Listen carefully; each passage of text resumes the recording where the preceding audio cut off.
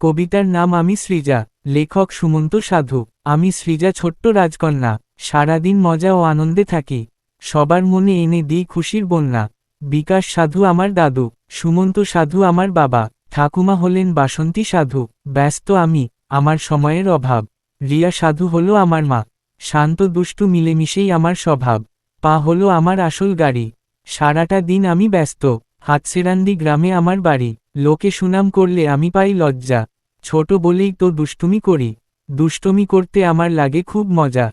আমাকে সবাই খুব ভালোবাসে। আমি সবসময় আনন্দেই থাকি। আমি এগিয়ে আছি পড়াশোনা ও সাহসে। সবাইকে আমি দিই আনন্দ। আমি ছোট এক শিশু, মোটেও আমি নই মন্দ। ছোট হলেও আমি জানি জাদু। বড়রাও আমার কাছে হার মানে। আমি তোমাদের প্রিয় সৃজা সাধু। আমি দুঃখতে সুখী, অন্ধকারেও আলো। আমি সবার কাছে স্পষ্ট বক্তা, আবার মন্দদের কাছেও ভালো। আমি আনতে পারি দুঃখতে খুশির বন্যা। আমি সবদিকে এক্সপার্ট। আমি আমার বাড়ির রাজকন্যা। ধন্যবাদ।